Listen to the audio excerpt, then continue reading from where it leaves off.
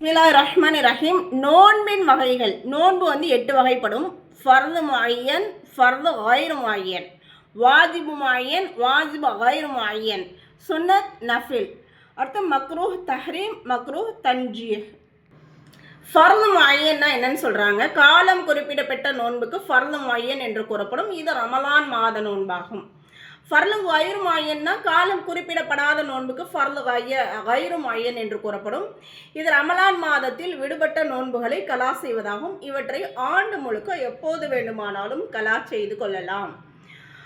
வாஜிபு முஅய்யன் குறிப்பிட்ட நாளிலோ அல்லது தேதியிலோ நோன்பு வைப்பதாக நேர்ச்சை செய்து கொண்டால் அந்த நோன்புக்கு வாஜிபு முஅய்யன் என்று கூறப்படும். இதை குறிப்பிட்ட அந்த நாட்களிலே வைப்பது வாஜிபாகும். உதாரணமாக, ஒருவர் எனக்கு இந்த காரியம் நிறைவேறிவிட்டால் முஹர்ரம் பிறை 1 நான் நோன்பு வைப்பேன் என நேர்ச்சி செய்து கொண்டார். அப்படி அவருடைய அந்த காரியம் நிறைவேறிவிட்டால் அவர் அந்த தேதியில் நோன்பு நோற்பது வாஜிபாகும். வாஜிபு கைரு முஅய்யன்னா நேரமோ நாளோ குறிப்பிடாமல் நோன்பு வைப்பதாக நேர்ச்சை செய்து கொண்டால் அந்த நோன்புக்கு வாஜிபு கைரு முஅய்யன் என்று கூறப்படும். உதாரணமாக, ஒருவர் எனக்கு இன்ன காரியம் நிறைவேறிவிட்டால் நான் அல்லாஹுக்காக நோன்பு நோற்பேன் என நேர்ச்சி செய்து கொள்வதை போல. இது மாதிரி நேர்ச்சை செஞ்சிட்டோம்னா பிரச்சனை இல்லை. அப்போ அந்த முஹர்ரம் கரெக்டாக 1ஆம் தேதினா அந்த நேரத்தில் நம்ம பெண்களாக இருக்கும்போது வேறு ஏதாவது உபாதைகள் இருக்கும்போது வைக்க முடியலைன்னா அது பெரிய கஷ்டமாக போயிடும். சுன்னத். நபிகள் நாயகம் ஸல்லல்லாஹு அலைஹி வஸல்லம் அவர்கள் மிகுதமாக நோற்று வந்த அல்லது நோற்பதற்கு ஆர்வப்படுத்திய நோன்புகளுக்கு சுன்னத் என்று கூறப்படும். உதாரணமாக, முஹர்ரம் பிறை 9, 10, 10, 11 நோக்கப்படும் ஆஷுரா நோன்பு, துல்ஹஜ் பிறை 9 நோக்கப்படும் அரஃபா நோன்பு, ஒவ்வொரு மாதமும் 13, 14, 15 ஆகிய நாட்களில் நோக்கப்படும் ஐயாமுல் பீல் நோன்பு.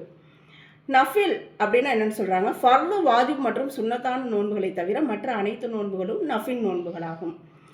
மக்ரூஹ் தஹ்ரீம் அப்படின்னாக்க நோன்பு பெருநாள், ஹஜ்ஜு பெருநாள் மற்றும் துல்ஹஜ் பிறையில் வந்து அந்த 11, 12, 13 ஆகிய நாட்களில் நோன்பு நோற்பது வந்து மக்ரூஹ் தஹ்ரீம் ஆகும். அந்த 3 நாட்கள் வந்து நம்ம வந்து பக்ரீத்துடைய அடுத்து 3 நாட்கள் வந்து நம்ம வந்து குர்பானியுடைய நாட்கள். அந்த 3 நாட்களும் நோன்பு வைப்பது வந்து ஹராம். அந்த நாட்களில் வைக்கக்கூடாது.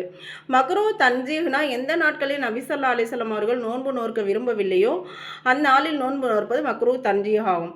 உதாரணமாக, முஹர்ரம் பிறை 10ஆம் தேதி மட்டும் நோன்பு நோற்பது.